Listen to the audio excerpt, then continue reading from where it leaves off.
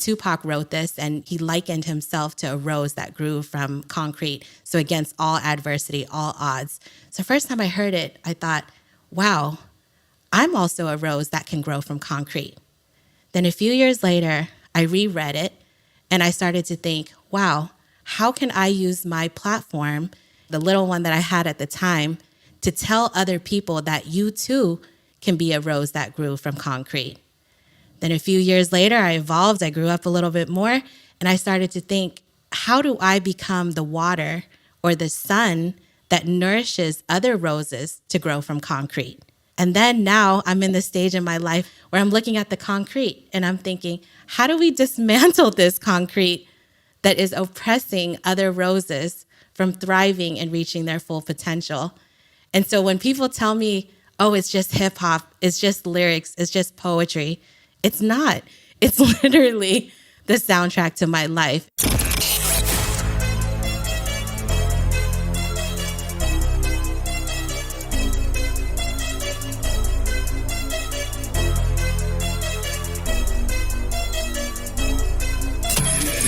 This is the Maverick Show, where you'll meet today's most interesting location-independent entrepreneurs and world travelers, and learn the strategies and tactics they use to succeed. And now, here's your host, Matt Bowles. Hey everybody, it's Matt Bowles. Welcome to the Maverick Show. My guest today is Tule.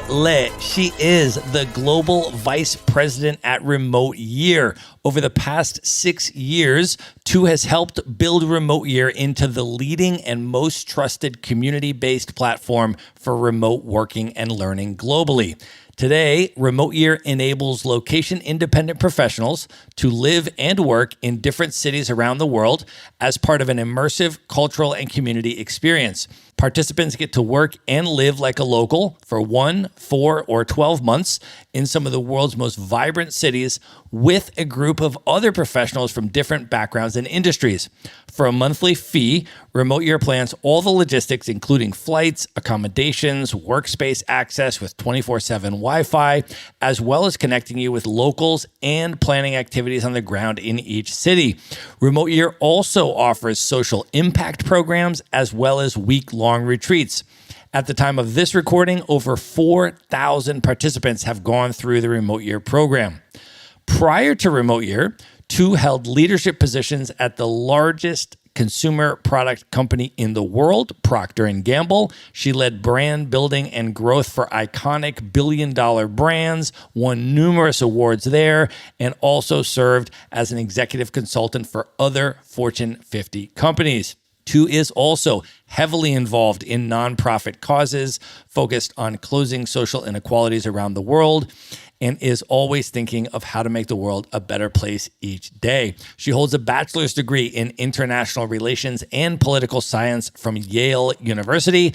She has been a full-time digital nomad with no base for over 8 years and travels the world with carry-on luggage only. And she has now been to over 140 countries. Tu, welcome to the show. Thank you so much, Matt. If all of the intros go like that, I'm coming on to every show. You can come on this show anytime. I am so excited to have you here. We need to set the scene and talk about where we are recording this from today. We are in person, and we have been hanging out for about a month together now in Cape Town, South Africa. That's right. It's so crazy. We've been trying to meet each other for months now, and then this is the perfect backdrop to finally have it happen.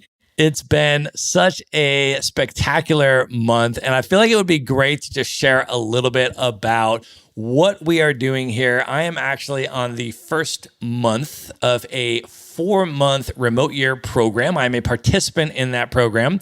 This is now my second Remote Year program. The first one, of course, was my 12-month Remote Year program that I did back in 2016.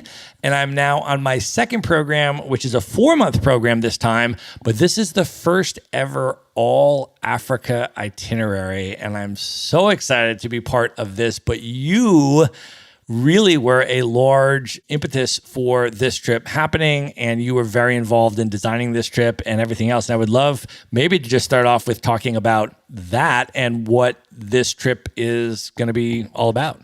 Absolutely. For those who don't know, we've been around for about 7 years, and I've been there for about 6 years of that journey. And when we first started out, we were primarily a Latin America and Europe based program. So it's so exciting to kind of fast forward from 7 years ago to now, where this year we're not only in Latin America, Europe, we're in Asia. We just launched into USA. And then this is our first expansion into Africa with 4 distinct countries on a 4-month itinerary. So to just say that I'm excited is not enough. I've been waiting for this moment literally since the day that I joined Remote Year. And it just felt like all the ingredients were finally right to make it happen. I am so excited, and I was so excited when I heard that you were doing the program. And so we're in South Africa this month. Next month is Tanzania. The 3rd month is in Kenya, and the 4th month is in Senegal. Dakar, Senegal is one of my favorite cities. I was there in 2019. I'm so excited to go back. But I also love Kenya, and I also love Tanzania. So I'm excited about the whole thing. But let's start just by talking about Cape Town, because we've been here now for a month. Can you share a little bit about Cape Town, why you love it, what you love about it, and what you've put together for remotes who come on the program to experience Cape Town? Absolutely. So, I know everybody has the stunning images of Cape Town in their mind. It's beautiful. It's coastal. There's mountains. We're sitting in Matt's apartment right now, and just from every single corner of this apartment, you can just see stunning views all around. So Cape Town is known for being beautiful. But what I'm really excited about here is that Cape Town is a broader part of South Africa, which has a very long and complex history that's still writing itself. And for us to be able to be here and expose the remotes, that's what we call our participants on our programs, to these complex stories and be a part of writing that present and that future is why we're here. So during the month, we curate 10 to 15 different activities that we hope will help open people's minds, hearts in a way that they didn't have open before they arrived here. So we do our best to get them out of their comfort zone. So where we're at right now, it's a beautiful location. We're at the waterfront right now, but we know that just 30 minutes away are still some townships that still persist and still have some stories that need to be addressed and amplified. And then we're sitting just, again, minutes away from where there are a lot of historical events that happen. So throughout the month, we hope that through the programming that we curate, that people are able to experience just a little bit more of the diversity that this Rainbow Nation has to offer. Yeah, it's been super incredible. We've, of course, been to a number of parties so far. The nightlife here has been incredible. We've been to local hip hop concerts. We've been to the parties in the township that they do every weekend. We've been to the Rands party and all of that, which has just been amazing. But there's just been so many things that Remote Year has had to offer. So I went back to the Bocap, which, by the way, was the first place that I lived the first time I came to Cape Town in 2015. I lived for about a month in the Bocap, which is the Muslim quarter and has all of these beautiful, bright colored houses and all of that, but also has a really significant and important history in South Africa and in Cape Town in particular. And so I went back as one of the Remote Year events to the Bocap, which was really cool, and just reconnecting with the people there and having them tell their stories and their narrative and give us the history and then make us lunch in their home and all of that kind of stuff. And then went down to Khayelitsha Township with folks that are from the township, and they were able to show us so many different things and so much incredible diversity of the types of things that are going on there and the types of initiatives that are going on there was just really amazing. I mean, we met artists, we met musicians and rappers and all different kinds of interesting people. We met entrepreneurs who are starting coffee shops in the township and bringing in fine coffee and just really doing remarkable things. And so it's just been a really incredible thing, the way that Remote Year has been able to connect with the different communities and then empower people from those communities to share their narratives and share their experiences directly with the people from Remote Year. So that's been super enriching for me. Absolutely. I love hearing you say that. It's music to my ears. Everybody comes here and they always ask us all the time, how do you guys come up with your programming? And, I always tell them, look, if you want to come here and you want to see the vineyards, Stellenbosch, you want to see the penguins, you'll see that. You'll definitely see that. But we have a higher responsibility in my mind to expose people to the exact same type of stories that you're talking about. People who are incredible entrepreneurs and starting these businesses, social impact initiatives, all these incredible things that people need to know about. And the fact that you're going on all of these activities and then you're using your platform like this one to talk about it, that's success to us. So I'm really excited to hear you say that. Well, what I want to do, I mean, we certainly want to go into a whole bunch more stuff, but what I think would be a great place to sort of start with this interview is just to do a little bit of your background too. And maybe even before we do your background, if you want to start way back and talk a little bit about your parents' background for context and then into where you were born and your upbringing. Absolutely. So thank you so much for giving me this opportunity to talk a little bit about my parents, my two favorite people. I always tell people I can't tell you who I am without telling you who my parents are. So my mom and dad are both Vietnamese. My dad is from a town called Vinh Long, which is right outside the Mekong Delta. It's literally swamp country. My mom is from Đài Lạt, which a lot of local Vietnamese people will say is the most beautiful city in Vietnam. It's in the mountains and the valleys where a lot of poetry is written about. And so they come from these two places. They met, later moved to Saigon, ended up there. And obviously, for many people who follow history, that there was a war that happened in Vietnam. And all of a sudden, my parents, who had achieved this great life of success in different areas, my mom as a professor and a teacher, and then my dad in the government that was opposing the efforts at the time, basically ended up having to leave their country. And that came after years of re-education camp that happened right after Saigon fell. And they ended up somehow with 52 other people getting into a small fishing boat and leaving their country just for the promise that their children could go to school in a different place and have a better future than we would have had in the country. So fast forward, my parents end up becoming refugees living in Malaysia for about a year and a half before they were able to get political asylum into the US. And then they ended up, out of all places, in the Bay Area, Oakland, California, sponsored by the Oakland Catholic Church Association. And that's where our story in the US started. So my brother was the only one that made it on that fishing boat with them. He was 4 months at the time. And then a year and a half later, he was almost 2 years old. And then my parents really just kind of started their journey there, trying to work 2, 3, 4 jobs just to kind of get food on the table. Later on, they had my sister, and then later on me. So we spent my childhood bouncing around the Bay Area, moving every 2 or 3 years. But my journey, I tell people all the time, of fortitude, resilience, anything that I can attribute that's good about what I have going on in my life started with my parents' story. And can you talk a little bit about the San Francisco Bay Area and some of the dynamics there as you were growing up? What type of community were you in? What types of folks were you surrounded in? And what was that experience like for you as a kid? Yeah, I am so blessed that I was able to call the Bay Area the backdrop of my childhood. People talk a lot about diversity, but unless you live in the Bay or you're from the Bay, you don't really understand how diverse it is around you. So growing up, the community was Black, Mexican, Filipino, really every single one that you could think of was represented in my neighborhood. So for me, I didn't have to watch movies. I didn't have to listen to music to understand that there was a more diverse world. I just needed to go out my front door, talk to my next door neighbor on all 3 sides, and I was able to come away with a richness of cultural understanding about other people's cultures. So I'm so infinitely blessed for that. And I tell people all the time, if you get a chance, go move to the Bay and experience this incredible diversity. The other thing you have in the Bay is an incredible hip hop culture. And I know that you connected with that starting from a pretty young age. Can you talk about that? Yes. Well, if you don't already know my obsession with Tupac, but there's a reverence to hip hop throughout the entire Bay. Obviously, there's like Too Short and like kind of a lot of the influences of hip hop through music. But everywhere you go, somebody can quote a lyric from some song and then do a whole think piece on it in church, anywhere that somebody will listen, whether it's a bus stop, etc.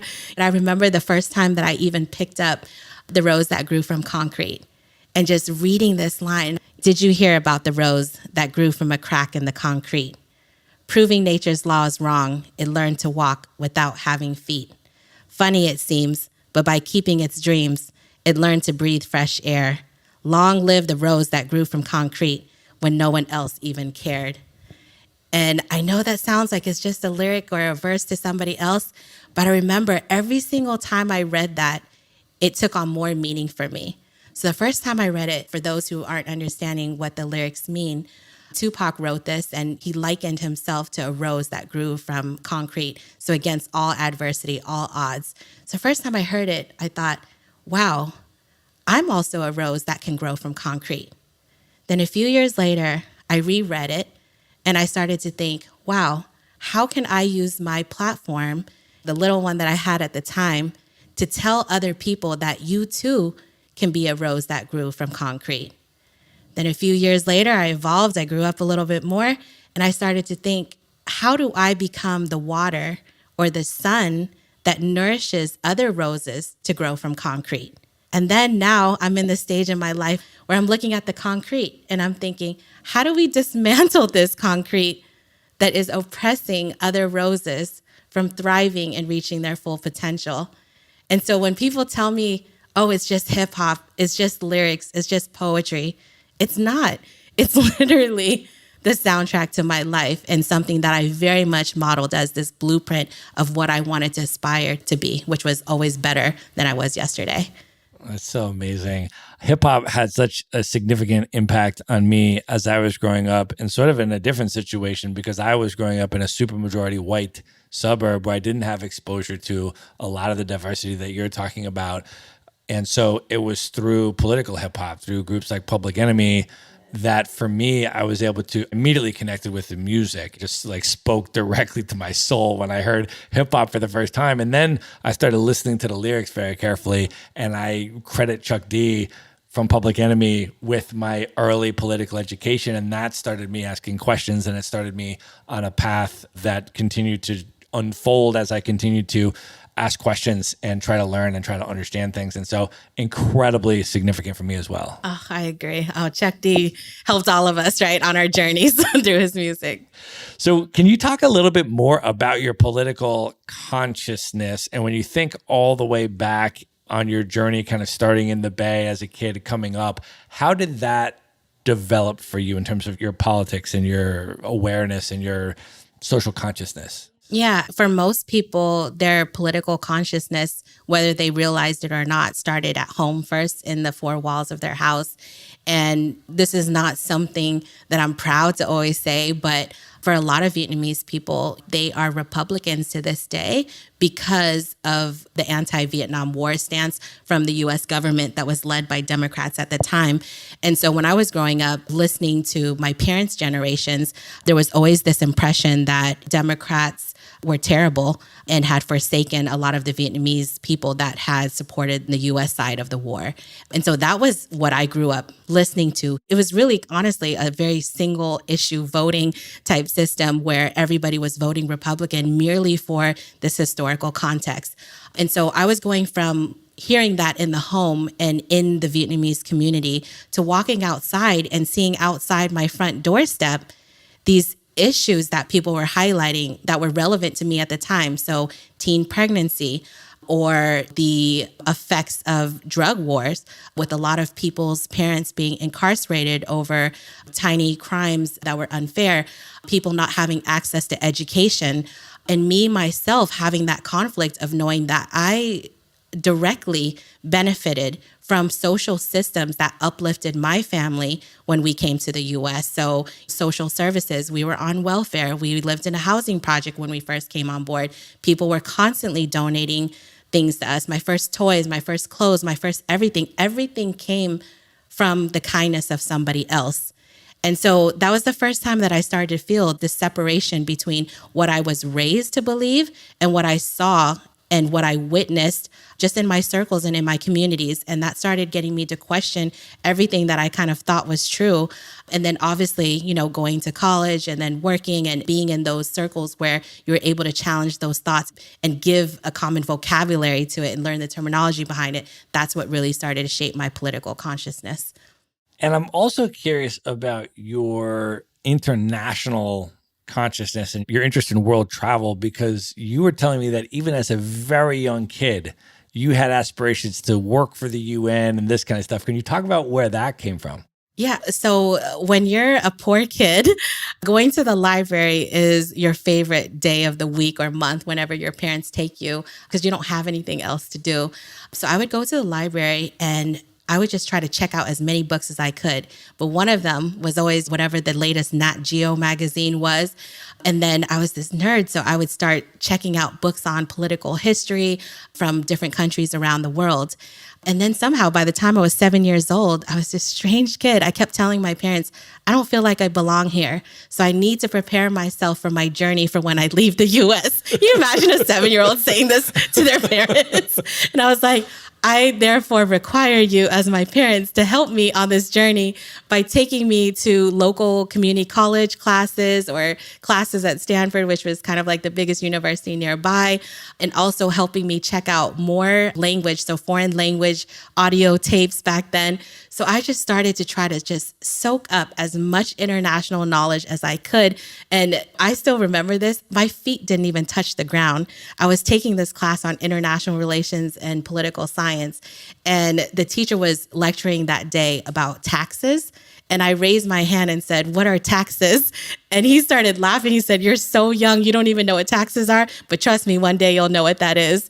But that really just kind of shaped me at a very young age. I started learning languages. I started taking a lot of foreign history classes, and I would always challenge them. So what point of view is this written by? And I think being a Vietnamese American born to immigrant parents caused me to ask more questions. So even when we were learning about the Vietnam War, I would say, well, why is it called the Vietnam War? I grew up hearing this was called the American War. And so I started challenging my teachers. And that was when I started realizing I have this huge love and fascination for learning about more, not just about people's cultures, but about histories, which help shape people's cultures. So can you talk about your first international trip that you ended up taking and how you built up enough money to take that trip? Yes. So, they always say, never get high off your own supply.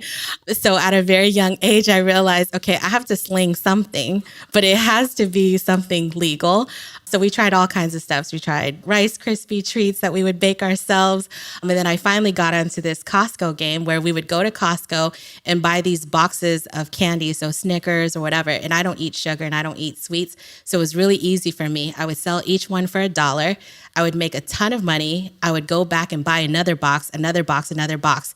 And so every single year, I was making somewhere between $5,000 and $7,000 that I would just stash into boxes. And I kept saying, this is going to be my money for when I go abroad. So one year I turned 17 and I realized, okay, I'm going to go. Bought my one-way ticket to Madrid. I didn't even know what I was doing. I didn't have a place to stay. I hadn't enrolled in my program yet, a Spanish program.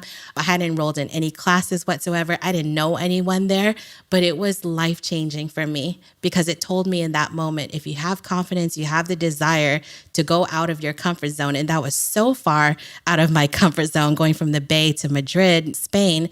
I felt like I could do anything. And that was just the beginning. And then from then on, I started going nonstop. Haven't stopped since. That's amazing. Can you talk then about your college experience, where you went to college? And I'm also curious about when you reflect back sort of on that Vietnamese American identity and how that developed growing up in the Bay. And then once you went to college, can you take us on that journey? Sure. So I mentioned that my parents were Vietnamese immigrants in the US. I think they did a fantastic job of trying to instill our culture in us. So at home, we spoke Vietnamese. We watched Vietnamese movies. We only listened to Vietnamese music. We only ate Vietnamese food. So my whole life, I grew up in this Vietnamese bubble within our home. But in our community, we actually didn't have Vietnamese friends. And so I worked really hard with my mom to just ask her, please, can you teach me how to speak more Vietnamese? Can you teach me more songs? Because I didn't have anybody else that was in my peer group to do that. We didn't have family there for a while. And so when I came to Yale, I went to Yale University, I was so blessed that in my first year there were 9 or 10 Vietnamese people. And I immediately drew right close up to them and said, teach me everything about being Vietnamese. And those guys became my cultural guides, coaches, mentors. For the first time, I spoke Vietnamese to someone my age. We had this kinship of just having grown up with similar life stories. All of our parents had some story of struggle during the war that led to all of us being Vietnamese diaspora. diaspora, all attending a school like Yale, but all having stories of having come up through some sort of common struggle. And so I'm so grateful for those 4 years, because had I not been there, I wouldn't have been able to take language classes. We also had literature classes in Vietnamese. We had a wonderful professor that just gave himself to us and said, what else do you guys want to learn? And I took every opportunity to learn about being Vietnamese, not just in the classroom, but also outside of the classroom. And that was really the awakening of my Vietnamese identity. Well, I also want to ask you, I know you told me that your first year of college, you went on a road trip to hit the different HBCU homecoming events, historically Black college and university homecoming events at Howard and FAMU and some other places. And I would love to hear the story, but before you talk about that particular experience, can you give a little bit of the background, again, just maybe going back to coming up in the Bay, about your connection with Black culture and the Black community? I always get asked about this. What's your affinity to these communities of color, and especially the Black community? And I always tell people, to me, it's not an affinity. I grew up in it. So I don't think that at the time I even realized that that was the case. I just knew that my best friend was Black. My other best friend was probably Black. My other best friend was Mexican. The other one was Filipino. I grew up with so much richness and diversity around me, so I never thought about it.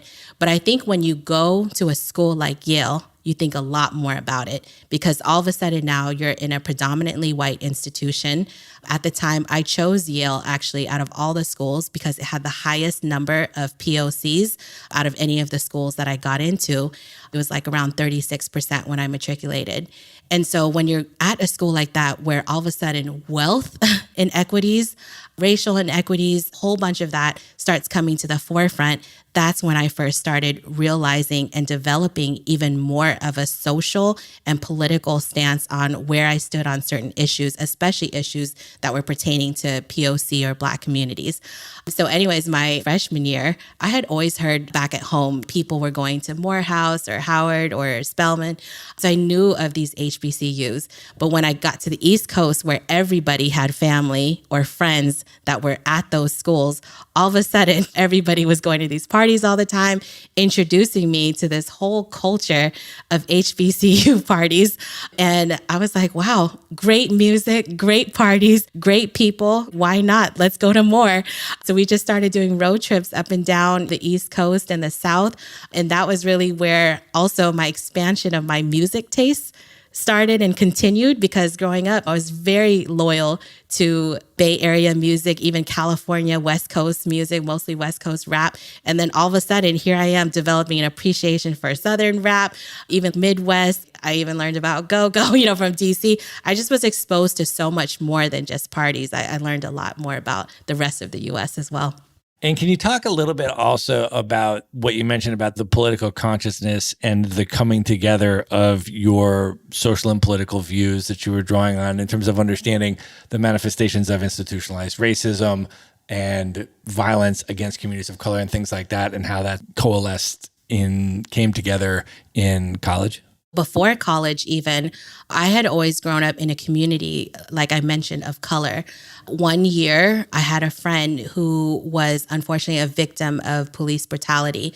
And that was my first time that I had heard about something happening like that to someone so close to me. So that was the backdrop before I even got into college. Now, suddenly in college, I was thrust into this arena where you almost had to figure out what your identity was. And I never really had thought about that before. So all of a sudden, I'm working with terminology. Oh, I'm Vietnamese, I'm hyphenated American, I'm all these things, I'm POC. I was also hanging around with a lot more people that had much more developed ideas and vocabulary. There were people whose parents, for instance, were in the Black Panthers or Nation of Islam, etc. Some of these people who might be listening know who I'm talking about. But these were the educators to my political and social consciousness, was learning not just about something in the classroom, but again, what Yale did really well was they had us in these dorms where we had a common room. And so there would be 6 or 7 rooms facing into a common room. And at around 10 or 11 p.m. at night, everyone would just kind of mill to the common room and start talking about these issues. It was my first time ever talking about race, about religion, and all of these topics with people who actually had the academic ability to debate, teach, and learn. And so that was really how I started to develop that even more. Well, I'm also curious, as you sort of pursued your academic career and your major, and you went towards political science and you went towards international relations, and eventually you went into genocide studies. Can you talk a little bit about that trajectory and what you came out with in terms of worldview after studying things like genocide? I always tell people, but I think half my education probably came outside of my time at Yale. And when I was at Yale, it was super expensive to fly back to California. So I would actually spend every single break flying to a different country. And so while people were going back home, I was flying to countries like Haiti, like Dominican Republic, all of these places where you can see on display what the impacts of oppression and colonization and these inequities that still persist in those countries. And so all of a sudden, I'm coming back to campus after a week of Thanksgiving or Christmas, now with my eyes wide open on learning about a topic, but then seeing it in the streets of a different country and having to come back and ask a lot of these questions. Why is Haiti still like this? Well, because it's still paying years and years of money to France, which colonized it. It just didn't make sense to me. So I was coming back with all of these questions, and none of my advisors could really help me answer all of these questions. And then I started learning about the topic of genocide. And obviously, it was something I had heard about before, being Vietnamese, hearing about Cambodian genocide next door, et cetera. But I really started realizing that this wasn't something that was an isolated thing in certain parts of the world. It was actually quite widespread, and again, stems from usually years and years of some sort of supremacy that had come in and created these systems that hadn't been dismantled yet. Nobody just up and decided to create genocide. It had persisted for years through policies. And so once I started learning about that, I wanted to really research the topic more. And that's what led to me writing and focusing on Cambodian genocide. And then about 1 week before my essay, we called it a senior essay, which is like a thesis.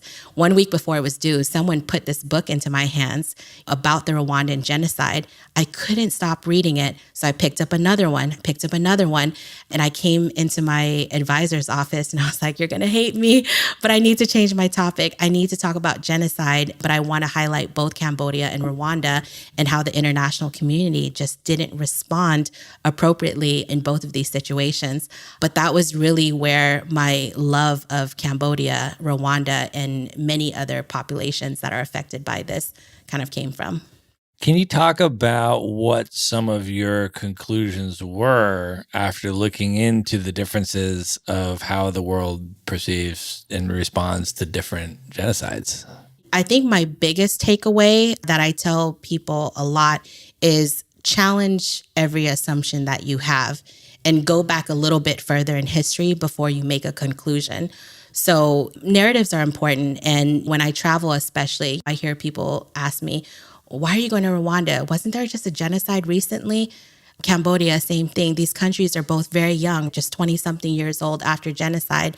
But I think it's important for you to go back in history and figure out what were all of the conditions that led to the genocide happening. So in Rwanda, the genocide didn't start in 1994. That's when the world heard about it. But those policies started even all the way back to World War I, when Rwanda was transferred, Germany, and then to Belgium. All of these ethnic-based policies that were put in place, and then France coming in, arming many of these forces that eventually, many decades later, led to the genocide. And so I think it's important when you take away any sort of research, it's like going back, asking why. Well, why did that happen? Well, why did that happen? Why did that happen? And many times you can go back and pinpoint to the very beginning, and it all started usually with some policies that led to that moment. And you mentioned that when you started studying about Rwandan genocide, you felt very, very connected there. Can you talk about the first time you actually traveled to Rwanda and what that experience was like for you after having studied all this? Yes, thank you for asking me about my favorite topic, Rwanda. I had traveled so much at that point. I probably had been at that time to like 70 or 80 countries. And for some reason, I think I was holding back from going to Rwanda because I was so scared of that intense connection. In my heart, I knew I felt this kinship with this people that I had read 400 books about, probably, and just couldn't stop thinking about. There were many nights that there were dreams that I had about Rwanda. And for some reason, I just never went. And then when I left my corporate job, I decided to buy a one-way ticket to Kenya. And within a week, the first person that I met in Kenya was actually somebody who was based in Rwanda and also doing some work there as well. And I kind of felt like it was my sign from God, girl, what are you waiting for? Go. And so when I finally landed there, I actually didn't know anyone. She had just left 2 weeks earlier. I was at the airport and I was doing what my parents tell me never to do, which is hop in a pickup truck with 3 men and ask them for a ride to town. But that's what they did. I asked them, where should I stay? What should I do? And they pointed me towards this party that was happening on Friday nights. I go in there and within minutes, I meet this guy who was incredibly kind, Rwandan, looking at me kind of crazy, like, are you just here by yourself? And he asked me, what's your purpose here? What are you doing here? Is this a vacation? I was like, no, actually, this sounds crazy, but I've been reading so many stories of tragedy about Rwanda that I actually just want to crash a wedding, but it'd be better if I got invited. But I just want to experience Rwanda in a moment of joy and celebration. And so if you know anyone who's getting married, please let me know. And this guy was so incredible. He shows up 2 days later on Sunday in a stretch limo and invites me to his brother's wedding. And that was transformative. I saw a completely different Rwanda than the one I had read about in books. I got to talk to people, hear their stories. I ended up staying for over a month, about 5 weeks or so. And I got known as the girl that just randomly shows up at parties. So people started inviting me to their baby showers, to their homes, to other kinds of parties, engagement parties. But parties aside, it was just such this incredible moment of just like putting a bow on this incredible journey I had about learning about Rwanda and now developing not just a kinship in my head, but truly with people who are actually living in this country. So I can't say enough about Rwanda. If you haven't gone, you have to go. I have not gone, and I am going to go in about 6 weeks because Remote Year has facilitated an opportunity to take a trip to Rwanda as part of this 4-month itinerary as a side trip. I almost didn't do it because I want to spend a lot more time than just a side trip in Rwanda, and I want to definitely go for an extended period. And so sometimes I turn those short trips down. But then talking with somebody, they're like, yeah, but then some of those short trips that you turn down, you still haven't been to the place. So might as well go for the short trip, and then you can always go back for a longer trip. And so I said, yes, Rwanda is so high on my list. So I'm going to go to Kigali in about 6 weeks for the first time. Oh, you're going to love it. That country is so special. I just recently went back for 6 weeks more and you had to drag me out of there. Can you also talk about your trip to Sudan? Because I know you also studied the genocide in Darfur and then you went and you spent some time in Sudan. Can you talk about that?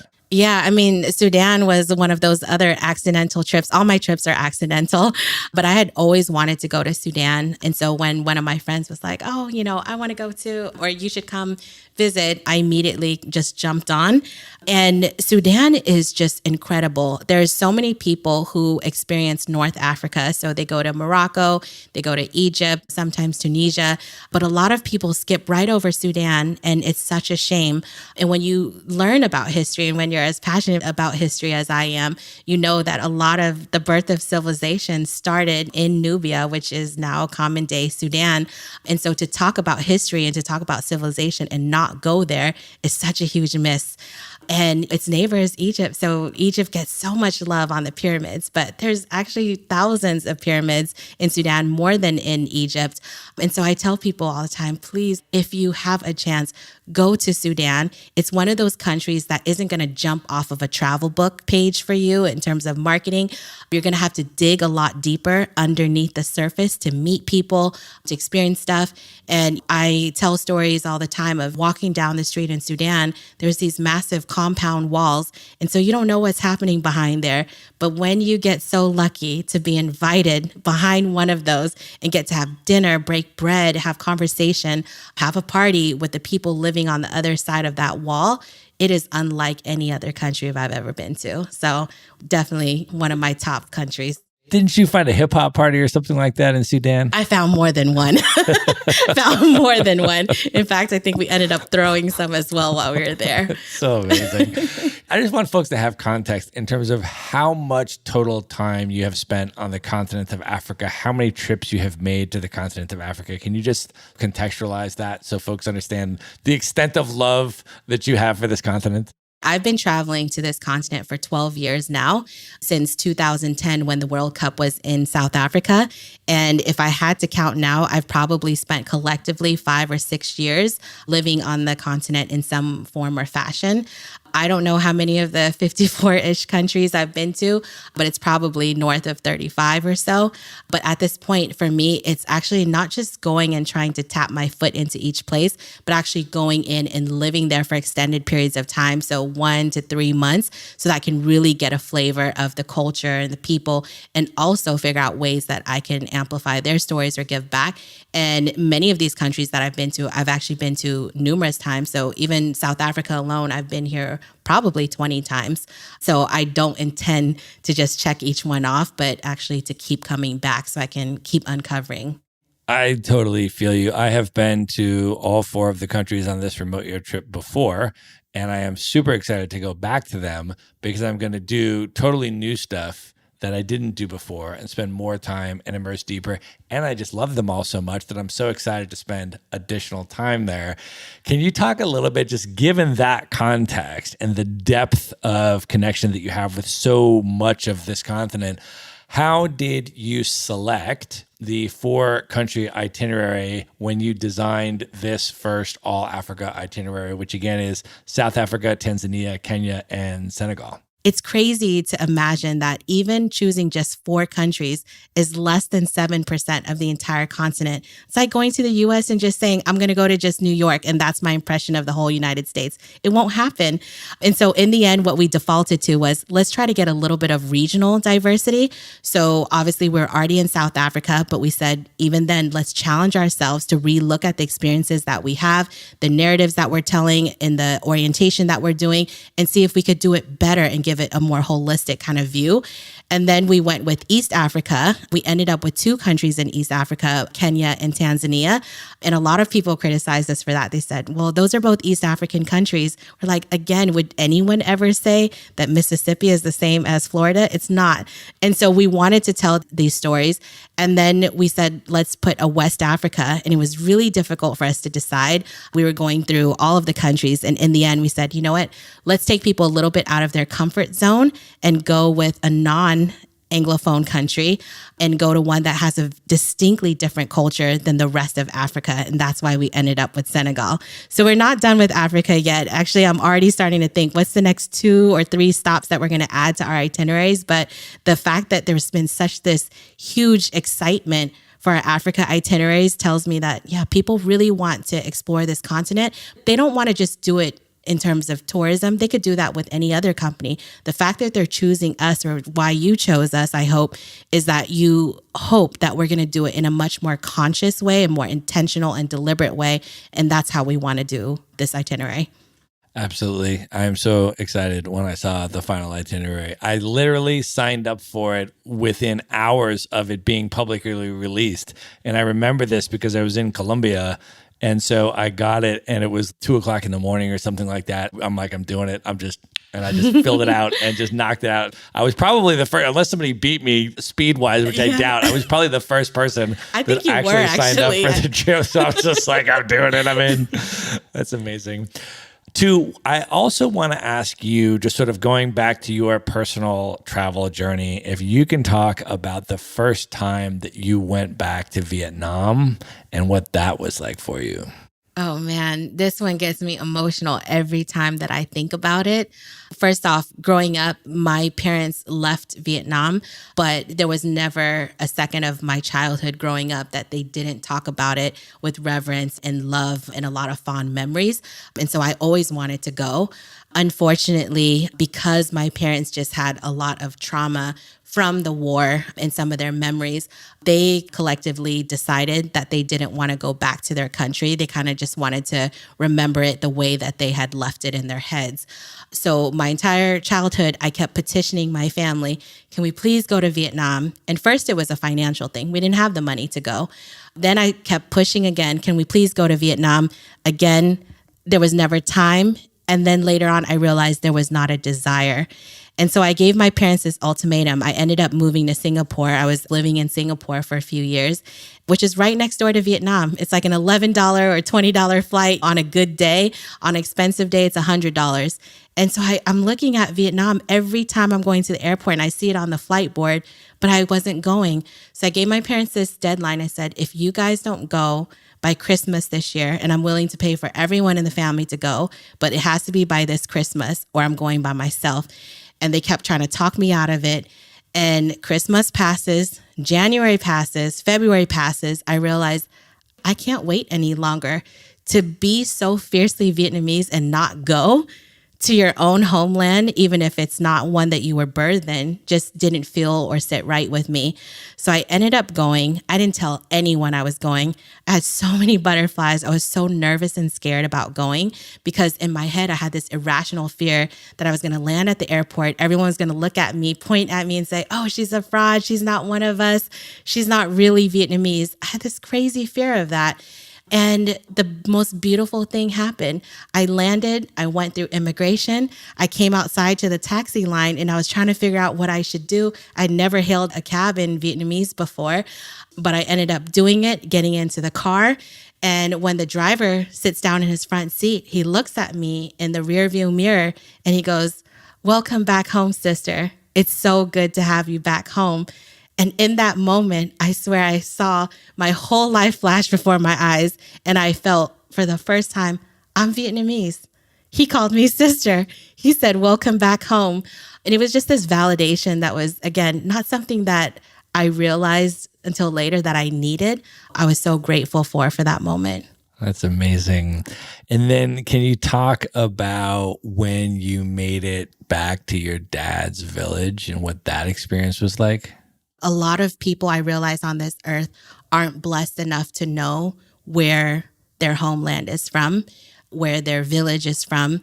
And I was so grateful that as a kid, my mom and dad were so proud of their homeland and their hometowns that they would talk about it ad nauseum. My dad telling us stories of, I was only 3 years old when I learned to ride a canoe 3 kilometers to go to school. And I would always just roll my eyes, okay, dad, or my mom would say, I had to scale mountains to go to classes. I'm like, okay. And I just thought these were just like Asian tiger parenting. Like, look how hard I had to work to go to school. So I had never gone. But one year I was just going through a lot and I wanted to just kind of clear my mind and go somewhere where there was literally just me and crickets. And I remember my dad's stories of growing up in the Mekong Delta and how still and quiet it was. He was like, yeah, you just hear crickets, you just hear night noises from the Mekong Delta, but it's just still. And that was exactly what I needed. So again, never planned, hopped on a plane, landed in the Mekong area. And then I hired this taxi guy and I said, look, I don't have any directions, but I have a lot of stories from my dad. And my dad has this impeccable memory. And as a kid growing up, he would always tell me, our family has the only gas station in town. It's this one pump. And if you go straight from there along the Mekong Delta for exactly 37 kilometers, and then you turn left and you go for exactly 1.4 kilometers, then you get off and you switch to a motorbike for 5 minutes, go into the rice fields, and then you walk for about 2 or 3 more minutes. That's our ancestral plot of land. So I was like, oh, how hard can it be when my dad gave such good instructions? But as the hours started dipping and the sun started dipping, I started getting really worried because we couldn't find it. We went 37 kilometers and my dad was right. There was a path that went left. We went 1.4 kilometers, but when we got there, we didn't have motorbikes. And so I remember my dad telling me, I haven't been there in 40 years, but if you were to tell anybody that your Uncle Four's daughter, in Vietnamese, we always talk about your status in the family. That's your number. My dad was number 4, but he was the oldest son. And he said, if you tell anyone that you're Uncle Four's daughter, they'll get you. You're good. You're covered. So it started getting so late. I was like, man, I wasn't planning to do this, but now I have to ask people where this plot of land is. So I kept asking. And then someone comes up to me, looks at me through the gate. Who are you? I'm Uncle Four's daughter. And then all of a sudden, lights flood on. They're looking at me and they go, oh my gosh, stay right here. Whole village wakes up. Everyone's running around. They're telling me, don't move, don't move. And then all of a sudden, 5 minutes later, 2 people come on motorbikes. They're riding up to me, and it's my dad's cousins. And they're all like, your dad is our family. We can't believe you're here. Get on this motorbike and hop on. We're going to take you to this. Just like my dad said, it was a 5-minute ride straight into the rice fields. Once we got off there, all of a sudden I see the sun setting, and it's my family's plot of land where all of our ancestors were buried. So imagine being able to fulfill my dad's duties, which as the oldest son, you're the one who's supposed to be cleaning the graves of your family and your ancestors. Being able to do that for him and pray over each one of the graves was this surreal moment. And being welcomed by all these people who validated all of my dad's stories in his childhood, told me about all the places he was hiding during the war where he was almost killed, showing me everything that he had told me about. This is where your dad went swimming. This is the temple that he went to every day, and getting to see that up close and personal. And I was so scared to tell my dad that I went, but they had already gotten to him by the time I called him. And it was my first time that I heard my dad said, I'm proud of you. I melted at that moment because it felt like I had fulfilled something that was so important to my dad and to my mom and dad, for their families, because they were not able to. So it's just a moment that I will keep and treasure for the rest of my life. That's so amazing. Well, you and I just went out for a Vietnamese meal tonight. You took me to an incredible Vietnamese restaurant here in Cape Town. And I want to ask if you can talk a little bit about the way and the reasons that you connect intentionally with the Vietnamese diaspora around the world. As you travel, you make it a point to do that. Can you talk about that? Yes, it's probably still a continued journey for me of validating my Vietnamese identity, continuing to grow my consciousness about Vietnamese stories.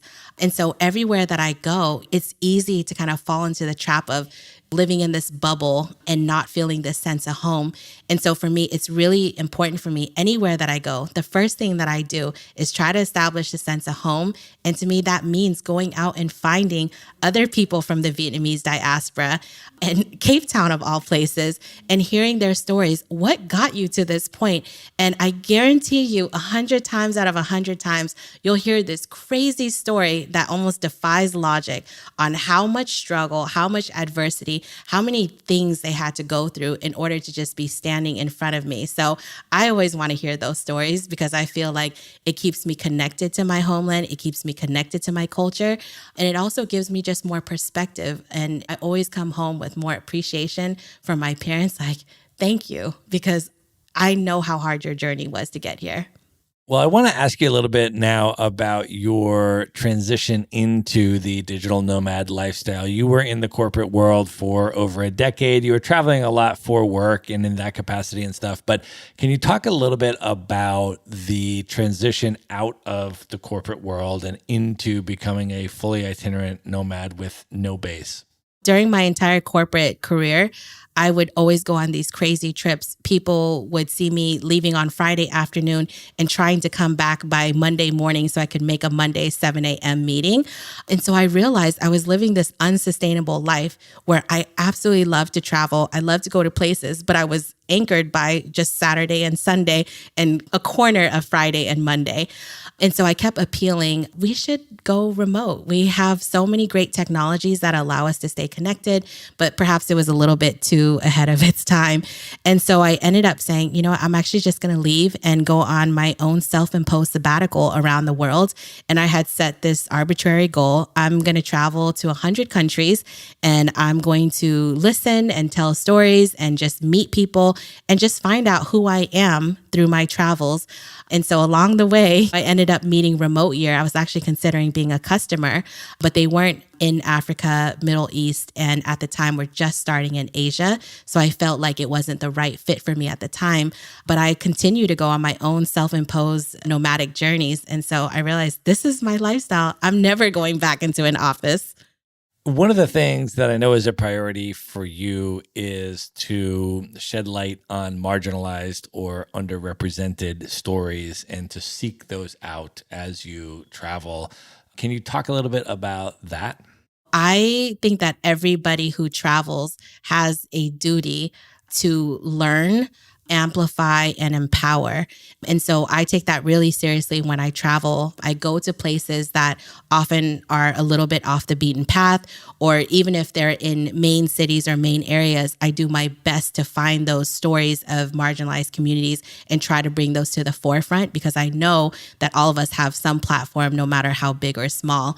And so for me, I've tried to take that not just from a personal standpoint, but also into my professional standpoint too. When I go somewhere, is there a story that isn't obvious? Is there, for instance, a tribe or a group of people that are not getting access to the same government services? Is there any group of people, again, that are stuck, undocumented, and because of that, not able to get asylum or work? How can I assist or tell their stories? And so I think the more that we have an opportunity to travel, it's a privilege, and I want to use it to keep spreading awareness of people's stories that deserve to get told. Yeah, I agree. I think that's super, super important. We were talking about just here in Cape Town, for example, talking to the Uber drivers and talking to the taxi drivers who are disproportionately and primarily immigrants from other African countries who have come to South Africa, and listening to their stories and the reasons that they left their country and what it took them to get to this country and the struggles that they are having in this country with everything from rising xenophobia and in some cases vigilante violence in different places around the country against immigrants from other African countries, which is now moving its way into the political system and developing anti-immigrant policies against them and things of that nature, and just the sort of the precarity of the lives that these incredible people are living here in Cape Town, and just having the opportunity to listen to their stories and understand their struggles, I think has been, for me, a super important part of this particular trip. Absolutely. Those are the experiences that we try to bottle up and put as part of our platform for Remote Year, because we know that anybody can come and do a lot of the touristy things that they'd be able to find through other travel providers. But for us, what we have an ability to do is, again, tap into these stories and elevate people's consciousness by giving them opportunities to experience these one-on-one interactions with people who deserve, again, to tell these stories. Well, I want to ask a little bit now about your Remote Year journey and how you eventually connected with the company, came on board. And also I want to ask about the diversity, equity, and inclusion journey that Remote Year has been on since you came to the company from then 6 years ago until now. And just for people's context, this is a company that was founded by two white American men. And you came on within the first couple of years of the company. But from then until now, there has been quite a journey in terms of diversity, equity, and inclusion that you have been very central in. And I want to hear what that journey was like for you, and maybe just give folks some context in terms of how far things have come and what the Remote Year demographic looks like today. Yeah, absolutely. Thanks so much for asking about that, because that's a journey that we're very proud of. But I think it's important to set the context a little bit on this one. So I mentioned earlier that I was thinking about joining Remote Year as a customer. This was back in late 2015 or so. So really the company had just launched its first trip 4 months before I found out about it. And I went online and I saw a bunch of pictures. I saw a bunch of marketing materials and content that didn't feel like it represented me. And I was still willing to give it a chance. I said, let me go through the interview process. Let me find out a little bit more. And again, throughout the entire process, again, I kept coming across people that didn't look like me and didn't represent me. And so at one point, I realized that I had this long, incredible corporate career, but one where I didn't always feel comfortable bringing my full self to work. And I said, there's no way I'm ever going to work somewhere again unless I can bring my full self to work. And that's the whole authentic me. And as I went through this interview, I told them, gosh, I started talking to them about actually being on the other side, of actually being on the staff side versus the customer side. And I told them, frankly, the reason why I feel uncomfortable about this is because I think that I don't want to be a part of something that is white centric and colonizing travel. And I was like, if that feels like something that you want to continue in, and this may not be the case, by the way, it's just my perception at the time. If that's what you truly want to do and attract, then this isn't right for me. But if you ever have any sort of inkling about wanting to do conscious travel, and if there's any way that I could help on that journey, I'd love to be a part of that. And to give Remote Year the credit to say something like that is really kind of crazy. I think an interview setting or in meeting people for the first time, you're trying to get a job there. But we kept in touch for about 8 months. So there wasn't anything right at the time. But one day they called me and I said, wait, are you sure? Because I'm bringing my whole self to work. And so in that meeting, I ended up disclosing my political thoughts, my social thoughts. I put everything on the table because I wanted it to be really clear to Remote Year. Don't bring me on board unless you're okay with me bringing my full self to work. And that means all of my opinions and my viewpoints on stuff. And so fast forward from that, I started off first helping the company build out what is now our global experience. So what does an experiential company look like versus one that's more focused on logistics? And so that was like coming up with the stories, the experiences that we were going to include. And so that gave me a way to really impact and shape the programming on our trips around the world. So that was step one. And then over time, as I started to grow in the company, I started to get a lot more input into our hiring practices, our marketing, and into even deciding where we went, who we hired. So before, we didn't have all 100% local hires. And within the first year or so, we made that a goal that we were going to hire 100% local teams who you've met a lot of them. They're fantastic people that open up the entire world, the culture, the country. And I always tell those guys, you're more important than the prime minister and the president because you are literally shaping how someone views your culture or country through your eyes and through what you curate. And so we were really careful about who these people were, these cultural ambassadors that we would bring onto our team. But when I first came in, I did a survey just to do a little sense check where we were at. And we were at about 5 to 7% POC, which is abysmal for a company that talks about wanting to create a better world and create better connections and diversity. And I felt like we were talking the talk, but we weren't walking the walk. And so over the years, we started implementing a lot of DEI programs, initiatives, and policies to really change that. And I'm so proud looking now on the other side, 6 years later, we're at 57% POC as a customer base. And then our own staff is around 45% POC. And again, there's other metrics of diversity that are important also, like nationalities, et cetera. But we flipped from being almost a fully American company now to less than 30% of our staff is American. So there are so many strides that we made, but it was conscious. It required a lot of work. And it's work that I think is important for the entire travel and hospitality industry to be doing, and also other work and travel companies as well. We're just at the beginning and there's still so much left to be done. Can you talk about some of the things that you did to get there over the course of 6 years? And I ask this question in part because I'm thinking about all of the different companies or sponsors of events and anything in sort of the nomad travel space, which are now really beginning to proliferate. And some of them are incredibly homogenous, very white. And if people that were running those types of events or programs or services or companies or whatever wanted to actually engage in a serious DEI initiative and actually put resources into that because they wanted to prioritize this, what types of things did Remote Year do? The first step is getting real with yourself on what your blind spots are. I think a lot of these companies, I hear them talk all the time about, we can't find these people, they don't exist. That's bull. The majority of spending and travel is actually POC travelers. So I don't buy the idea that you can't find these travelers. That's insane to me. So first off is like getting real about what your blind spots are and what you're not achieving, and then setting a goal and then actually measuring it. So I'll talk about some other things, but I think those are the first ones because for the longest time, we kept saying that diversity, equity, inclusion was important to us, but we didn't set any goals. There were no tangible goals. We weren't measuring it. There was no scorecard. So every month was like, are we making progress? I don't know. I think we are. And then we would get some reports back from some people on the ground saying, no, actually, this incident just happened, or maybe something else just came up. And so the first one was acknowledging that we weren't doing a good job and that we needed to do better. So I think that was step one. Then it was about being transparent about what our goals were. So we weren't sure what they should be. So we said, let's just put a line in the sand somewhere and say, we want to at least reflect the makeup, at least in the US, which is where a lot of the customer base is from. We have to do at least better than that.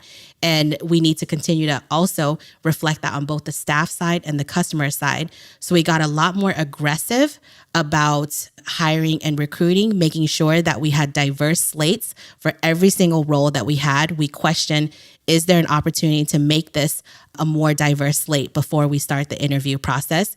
We started inserting into the questionnaire itself on all of our applications. You get asked actually to film a video about you talking about DEI for 10 minutes and teaching us about DEI.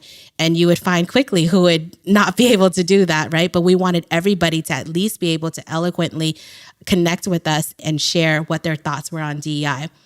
We started instituting training as well, not just for staff, but for our customers as well. So everybody that came in through our pipeline now, actually, it was required before you even went onto our programs to do unconscious bias training.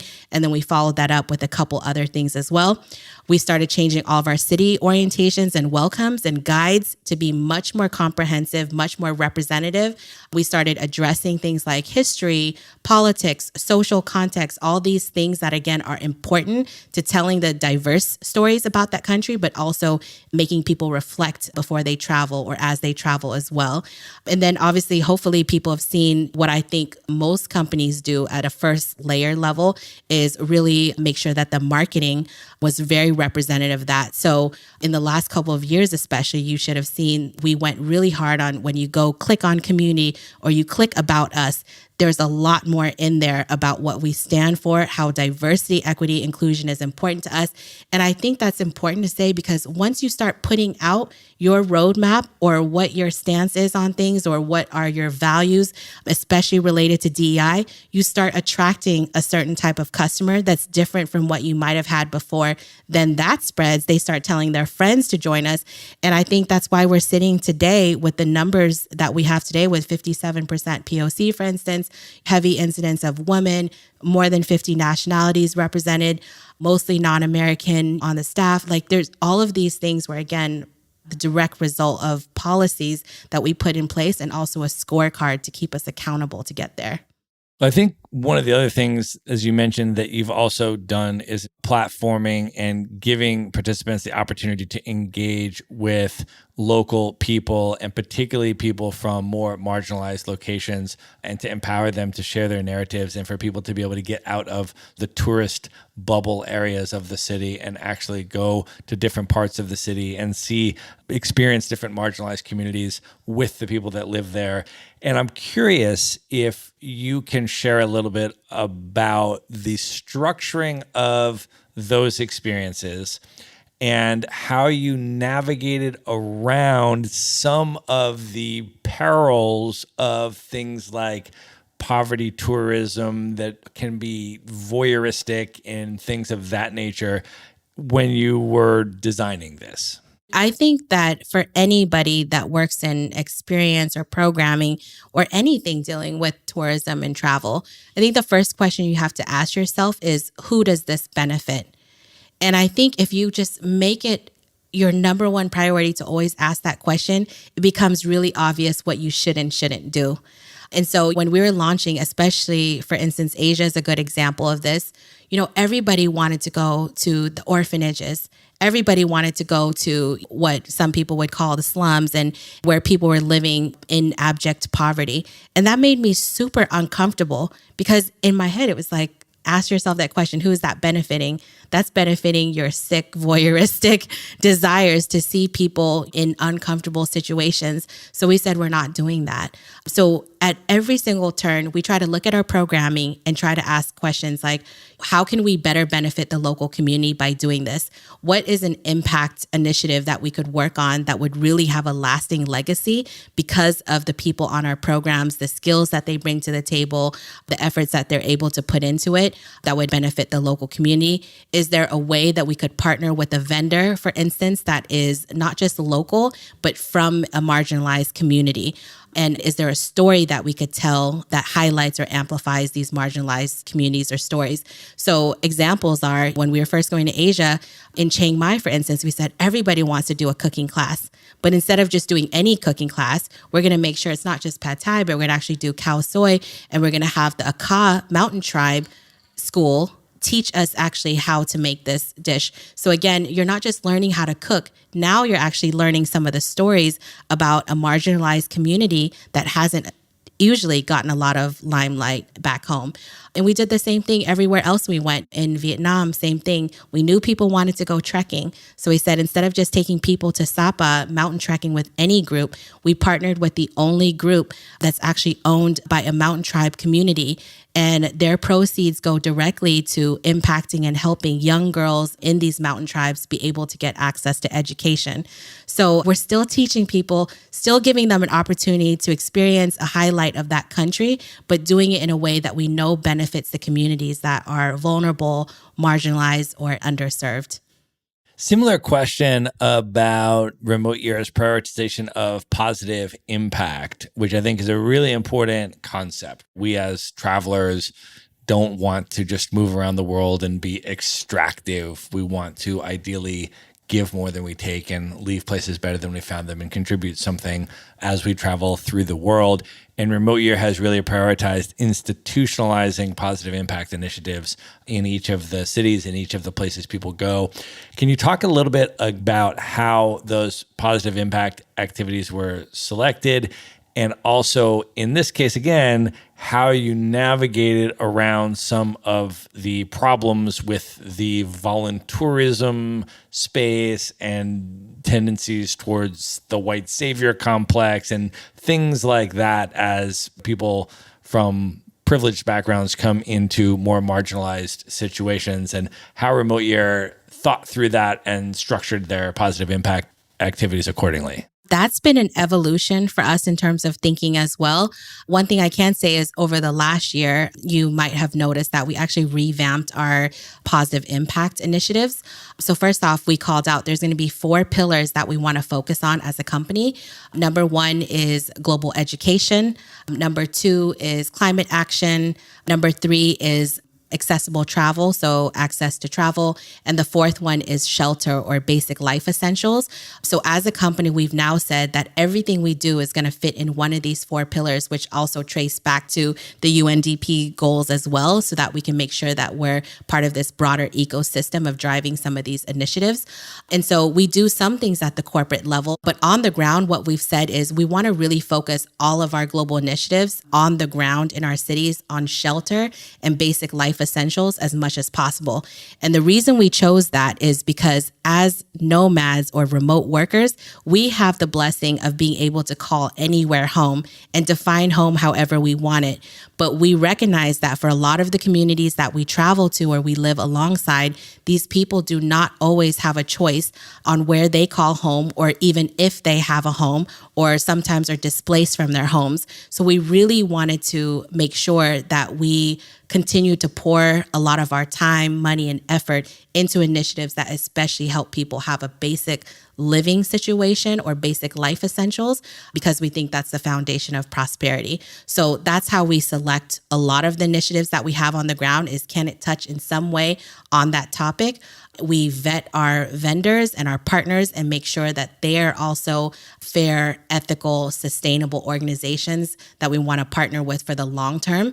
In a lot of these cities, we bring people back to back. There's programs coming in every single month. So we have, again, the blessing of being able to have a long roadmap and relationship with these organizations where sometimes it's been 6 or 7 years that we're coming in and really building up these communities through these initiatives that we have with these partners. So it's still just the beginning. I think we have so much more also to do in this area, but we're really excited to really coalesce a lot of our efforts behind these 4 pillars. Well, I also want to ask you a larger macro question when you think about remote year scaling up even further and getting even more customers that you're bringing to these different places. And you think about 5 years out, 10 years out, and now on the other side of the pandemic, there's so many more remote workers and this lifestyle is expanding so quickly. And when you think about that at scale, I want to ask you sort of as on a macro level, what types of dynamics might be in play in terms of gentrification style impact of increasing amounts of foreigners coming in and staying places in foreign cities and foreign countries and the impact that that might have on local populations. Obviously, there is some potentially positive stuff in terms of people coming in and spending money and patronizing local businesses and all of that, which is why a lot of cities are trying to attract remote workers to them. And of course, but then on the other side, what are some of the gentrification style dynamics or other things that could potentially be negatively impactful onto local communities? And how is Remote Year thinking about that when you think about the nomad movement at scale? Gentrification is something that I think very much about in a lot of the communities that, I've lived at some points in life, whether it was Oakland or Harlem, Cincinnati, New Haven. I've lived in a lot of places where I witnessed either the beginning or the ends or middle of gentrification, and I saw the devastation that had on the local community. So it's absolutely something that I keep top of mind and I think about very much when we're deciding where to go, how to do it, and why we're there. I think first and foremost, in our area of travel, one thing that we specialize in is slow travel. And I think that's important to distinguish that versus fast travel, because like gentrification, when you come in and you're coming in fast, you're coming in with the intent of taking. So you take fast and then you go on to your next spot and you've pushed out a lot of the local communities because of rent prices, et cetera. And what I think we do is when we focus on slow travel, it's much more about living alongside a community. And that means being a responsible member of the local community, however that's defined. So I tell people all the time, if you go in and you're trying to figure out how do we always give back or put more into the system than we take out, the first thing is always consulting with local communities. First and foremost, I mentioned earlier our obsession with making sure that we find the right local team, the right local partners, and those guys really weigh in heavily on what we do and where we go, even in the selection of neighborhoods. So instead of going again into places that sometimes might be pushing out local communities, we might be on the outskirts somewhere, or we might be staying 12 months a year during off season when a lot of these communities don't actually get a lot of dollars coming into their economy. Again, in a lot of places, because of the experiences that we curate, we're actually working very closely with locals that sometimes have never had a business infrastructure in place. And we're kind of teaching them how to create a business, almost like Airbnb experiences. A lot of these guys had never actually worked with people who were foreigners before, didn't know how to attract their audiences, didn't have marketing materials, didn't have payment systems in place. So in a lot of those situations, we also work to make sure that we're developing and investing in local businesses, local infrastructure that benefit other communities. And then we talked about positive impact earlier, but when we look at these communities, we often see where are places we can go where we know our money and our time and our people will really make an impact.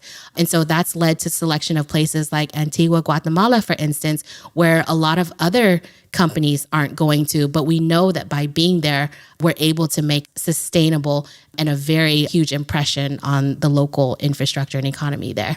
Well, I also want to talk about some of the new initiatives that you are spearheading at Remote Year. Can you talk about the Venture Noir program? Yes, I am so excited. So I am in Cape Town right now because we are just 1 week away from launching an accelerator program in partnership with Venture Noir. So Venture Noir is actually a nonprofit that is focused on improving the quality of Black life in the U.S. The guy who runs it, Keenan Beasley, is a really good friend of mine. And as Black Lives Matter was happening, a lot of that conversation was happening. He and I just were texting each other and we said, is there an opportunity for us to use our platform to amplify this initiative to help improve Black and BIPOC lives in some way? So we're collaborating on this program. They actually run this program called In the Black. It's an 8-week accelerator program that helps Black founders scale their businesses. And we pitched them, we said, actually, let's make this international. And so we're running their first ever international cohort program. They'll spend 4 weeks here in South Africa doing a lot of what you've done on Remote Year, but with the lens of entrepreneurship and helping grow their businesses and learning about the local markets, learning about the local cultures and helping expand their global perspectives. Then they'll go back to the US for the next 4 weeks of their program where it'll be virtual. And then they end in the 9th week with a demo week where they'll pitch to investors. So it's this incredible initiative. They just wrapped up another cohort program just a week ago with a bunch of tiers. And so I'm so excited that we're actually going to be hosting this program coming in. And as part of our commitment to the local community, we've carved out that 10% of this program will actually be local South African entrepreneurs. And so we're very excited again to kick this off. I hope that this is the beginning of a 3-year, multi-year partnership where we're going to be able to launch much more accelerators like this. That's amazing. What is your vision for the future of Remote Year when you start to think out 2 years, 5 years into the future from now? What other types of things do you see on the horizon? We've talked about a lot of them. I am very much about using this platform to help further impact initiatives and goals. I think that's actually a big area where I want to focus.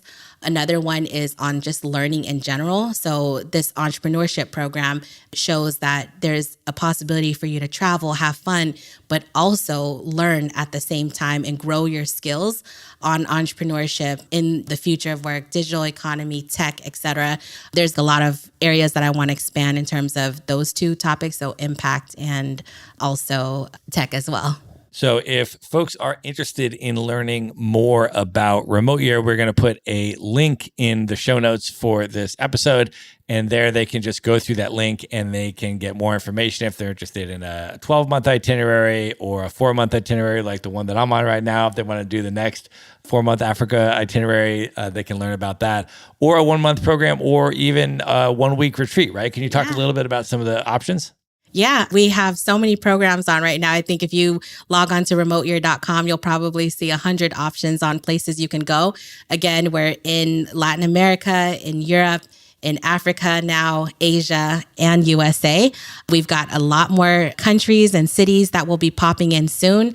We expanded into retreats last year. So we know that for the most part, we've been known as a work and travel company, but we know that even people who work and travel need a break, need time to kind of invest in themselves and reconnect with themselves in nature. So we've got 1-week retreats as well. And then we actually hope that next year or in the next few months, we're going to be launching a lot more learning opportunities, both on our digital platform and in person, and then also more impact programs as well. Awesome stuff. And you were kind enough to give a little bit of a discount credit to Maverick Show listeners. And so we're going to put a special link in the show notes, which will give you about $100 credit, right? Yes, that's right. $100 credit to your first Remote Year program if you click through the link in the show notes. So you can just go to themaverickshow.com and click through that link and get $100 credit towards your first Remote Year program. 2, I think this is an awesome spot to end the main portion of this interview. And at this point, are you ready to move in to the lightning round? Yes, bring it on. Let's do it. The lightning round. I want to ask you to recommend one book that has significantly impacted you that you'd most recommend people check out. It is the one that I brought up earlier, The Rose That Grew from Concrete by Tupac Shakur. Pick it up. I promise you it's worth it. All right. Two, if you could have dinner with any one person who is currently alive today, so it's a real possibility, that you've never met, just you and that person for an evening of dinner and conversation, who would you pick? No question. Michelle Obama. And I hope I'm cheating here, but that she introduces me to Steph Curry next.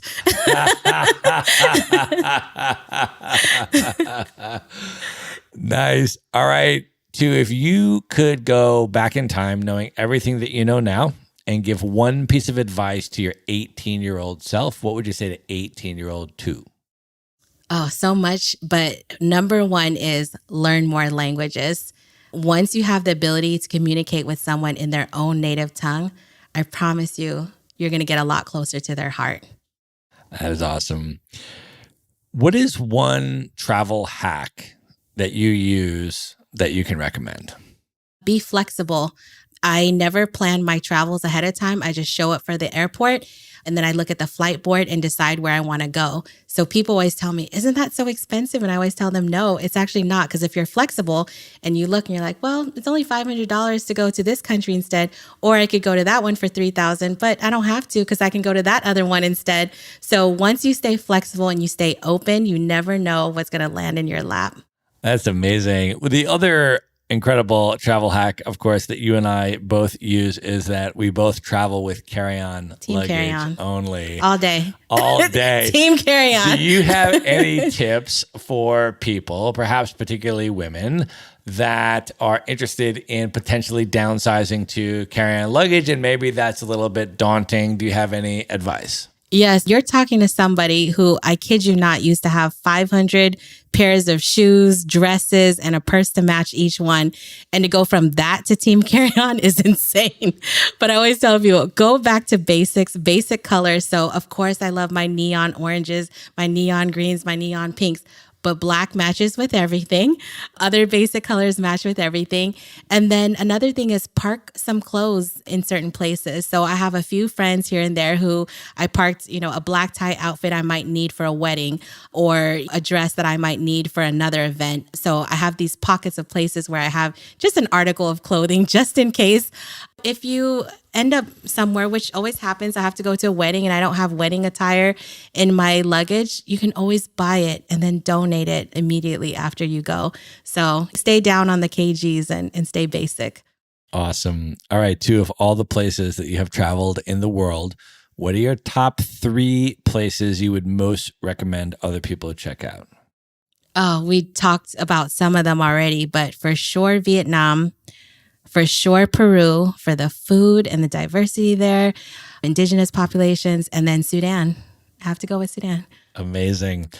All right. What are your top 3 bucket list destinations, places you have not yet been that are the highest on your list you'd most love to see? So I hope in the next 12 months, I can move these off the bucket list into have done list.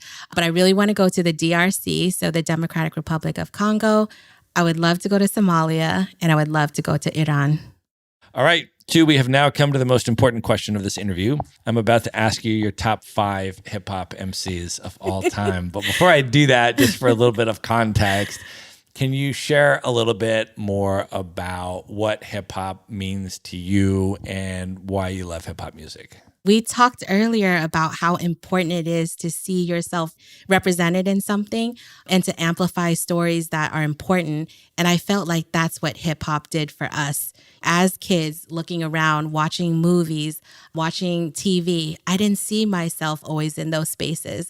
But the minute I put on a hip hop song or a hip hop album, all of a sudden I felt seen, I felt heard, I felt represented. So hip hop is always going to be special for me for that reason. So everywhere I go now, I go to places, I go to hip hop clubs, and it's incredible that hip hop has touched every corner of the world. And even people who didn't grow up with those same environments that sometimes might be in a hip hop song still identify with the culture, still want to be part of the culture, and still have a reverence for this music that speaks for so many people globally.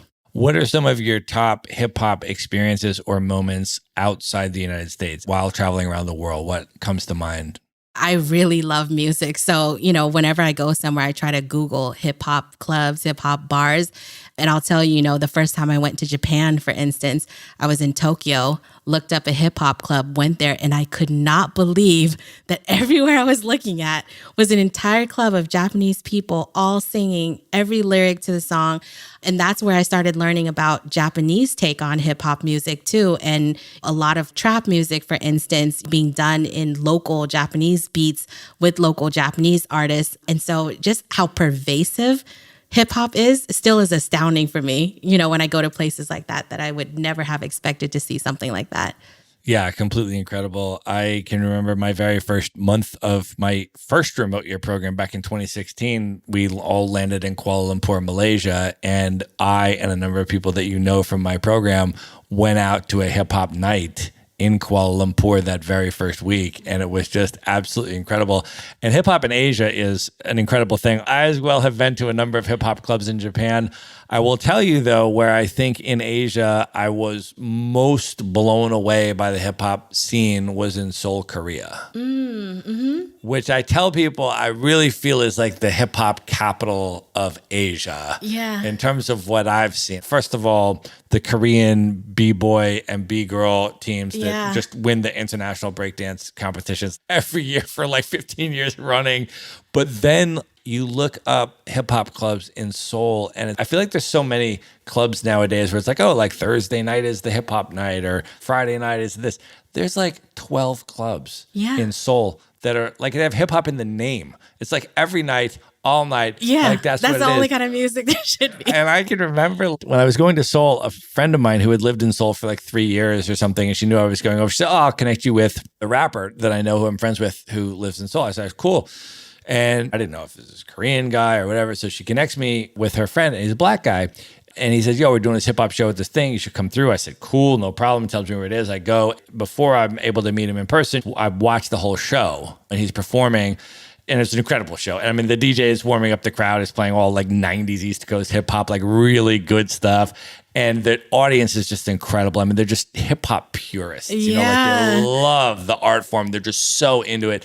And then after the show, he gets off the stage, and then I went up to him and I said, I'm so-and-so's friend. He's like, oh, what's up, man? So we start talking, and I was like, bro, where are you from? And he goes, I'm from Durban, South Africa. Wow. And I was like, bro, what are you doing in Seoul, Korea? And he said, I moved to Seoul from Durban for the purpose of pursuing a hip hop career. What? Because that's how seriously they take hip hop in Korea. That's how much so they love dope. it. Yeah. It was like amazing. Yeah. Yeah. The hip hop clubs in Seoul are something else. Yeah, you're right. Yeah. On another level. Yeah. I feel like hip hop has always been the outlet for people all around the world who want to tell their stories, unconventional, untold, whatever. But anywhere I go, I always want to hear it. Even if you don't understand the language, you always feel this sense of connection through hip hop music. Yeah, it's amazing. Yeah, everywhere, every continent, every place. I do the same. I mean, I totally try to immerse in the hip hop culture wherever I go, and I love to see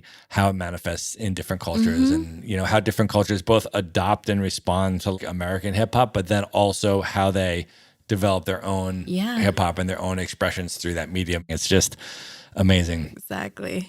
All right. 2, last question. Who are your top 5? Oh, man.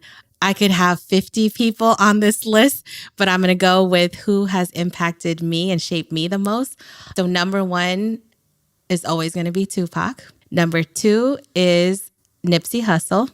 Number 3 is Nas. Number 4 is Jay-Z. And number 5 is going to be MC Jin. So for those who don't know him, Google him or look up Freestyle Fridays, longest reigning champ, Asian American, dope as hell, best bars ever. He's from Queens, New York. Amazing. We're going to link all of those up in the show notes, so you're definitely going to be able to check that out. 2, how can folks find you, follow you on social media, learn more about what you're up to? How do you want people to come into your world? I guess IG is probably the easiest one. It's at Tupac, Tuepac,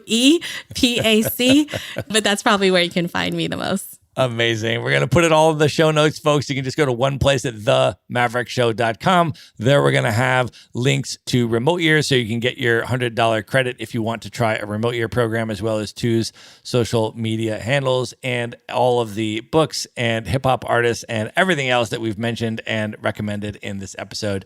You can find it at themaverickshow.com. Tu, this was amazing. Thank you so much for being on the show. Thank you so much for having me. It's been such an incredible night with you. And thanks again for being patient as we traipsed around the world trying to find each other. Absolutely. All right. Good night, everybody. Good night. Be sure to visit the show notes page at themaverickshow.com for direct links to all the books, people, and resources mentioned in this episode. You'll find all that and much more at themaverickshow.com. Learn how Maverick Investor Group can help you buy cash flowing rental properties in the best U.S. real estate markets, regardless of where you live. Schedule a free phone consult today at themaverickshow.com/consult. Now you can buy rental properties with tenants and local property management in place, so you don't have to be a landlord or a rehabber. To get your questions answered and discuss how Maverick Investor Group can help you meet your real estate investing goals, schedule your free phone consult today at themaverickshow.com/consult.